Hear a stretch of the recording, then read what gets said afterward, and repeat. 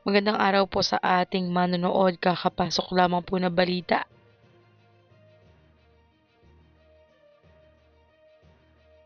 Itinutulak ng House of Representatives ang agarang pagpasa ng panukalang batas na magtataas sa buwanang cash grant ng Pantawid Pamilyang Pilipino Program or 4Ps para sa edukasyon, kalusugan at nutrisyon ayon kay House Majority Leader Alexander Sandro Marcos.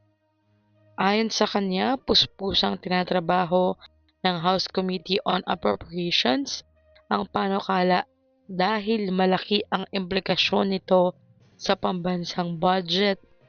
Layunin umano ng konsolidasyon ng mga panukalang batas na amyendahan o baguhin ang 4Ps Act upang mapalakas ang suporta sa mahihirap na pamilyang Pilipino. Nauna nang inaprubahan ng House Committee on Poverty Alleviation ang panukala na nagmumula sa pinagsamang mga panukalang batas sa Kamara.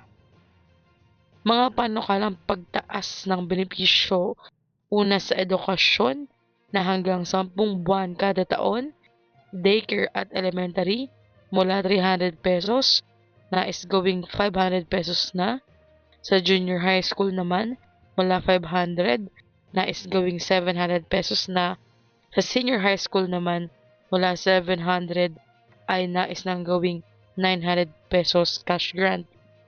Para naman sa kalusugan, mula 750 pesos nais gawing 1,800 pesos kada buwan hanggang 12 buwan. Dagdag para sa batang may kapansanan plus 400 pesos kada buwan. Sa food and nutrition cash grant naman, 1,100 pesos kada buwan na tatagal ng hanggang 12 buwan. At para sa batang edad 0 to 2 years old, 400 pesos kada buwan na cash grant. Kasama rin sa panukala ang mas madalas na pagsusuri ng antas ng tulong at resulta ng programa. Mula kada 6 na taon ay gagawin itong kada 3 taon. Magkakaroon din ng dagdag na kondisyon ang mga benepisyaryo na dumaan sa mga livelihood at skills training na akreditado ng pamahalaan upang matulungan ang mga pamilya na maging mas sapat sa sarili at unti-unting makaalis sa pag-asa sa tulong pinansyal ng gobyerno. Kayo po, ano po ang inyong reaksyon sa nais gawing pag-increase ng 4Ps cash grants? I-comment na po sa baba, pero muli po ito ay isang panukala pa lamang at hindi pa siya ganap na batas. Hanggang dito na lamang po muna. Ito ang Chas Infos and Updates. I-like, share, and subscribe para kayo ay updated. God bless po and have a nice day.